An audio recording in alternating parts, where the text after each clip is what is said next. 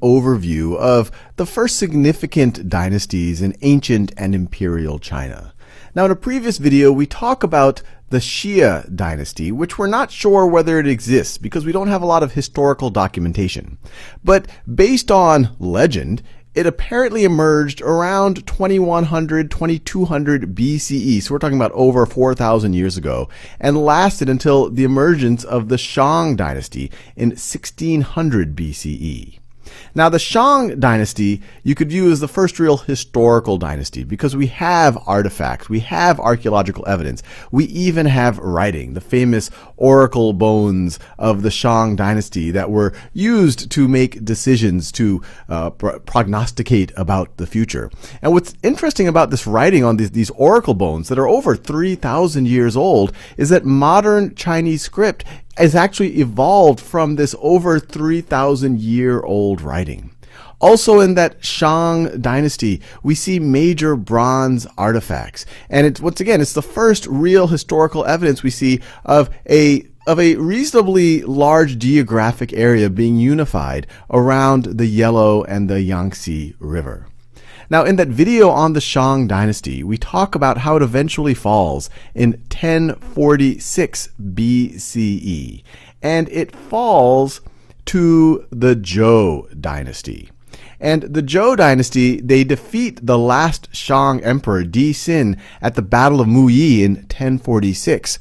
And based on their view of things, or current historical accounts, Di Xin became a corrupt ruler. He was under the influence of his consort. And the Zhous say, hey, the reason why we were able to defeat them and overthrow them and establish a new dynasty is because of the mandate of heaven. The mandate of heaven is this idea that it will be incorporated by the Zhou dynasty and then becomes part of Chinese culture and tradition for thousands of years after that. Heaven, in this sense, is not a place in the clouds that some might imagine in a Western tradition. It's really, you could view it as a guiding force of the universe. And it's this idea that if leaders become incapable, if they become correct, that this guiding force of the universe will throw them out and put more capable leaders in power. And so King Wu of Zhou, who defeats Di Xin at the Battle of Muyi, he invokes this mandate of heaven and will continue to be invoked throughout the Zhou dynasty. Now, the Zhou dynasty is going to be a very long-lasting dynasty.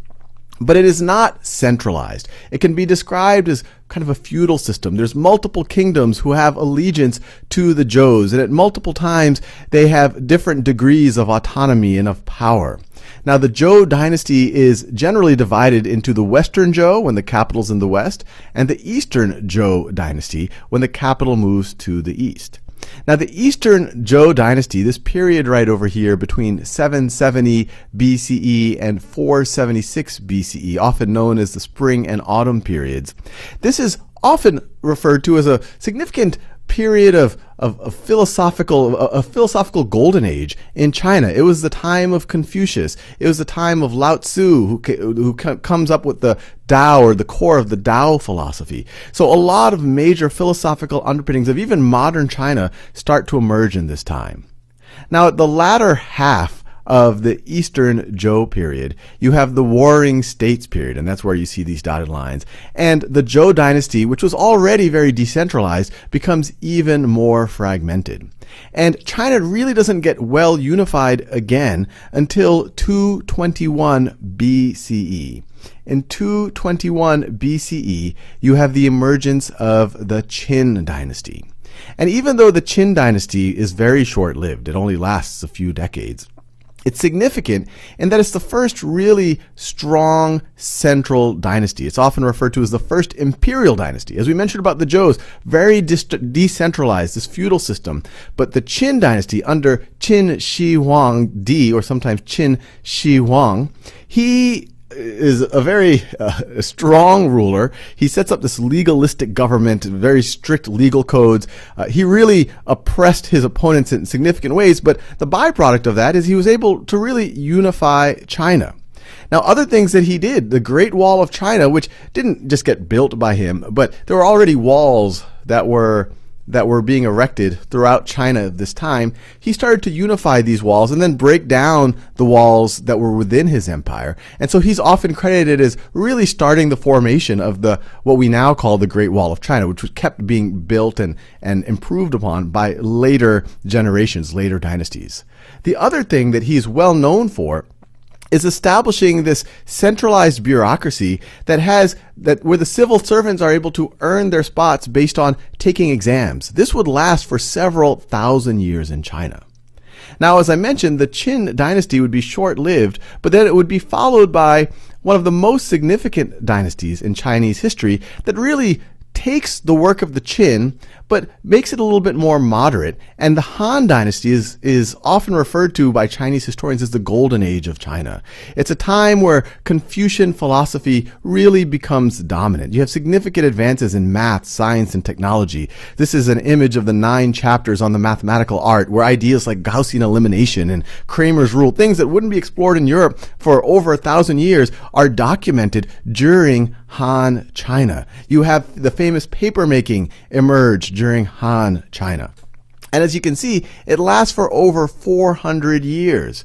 There's a brief period right over here where you have the Xin dynasty gets established, and that separates the Western Han from the Eastern Han. But this is a significant period of development of Chinese philosophy, Chinese writing, Chinese technology that lasts even until today.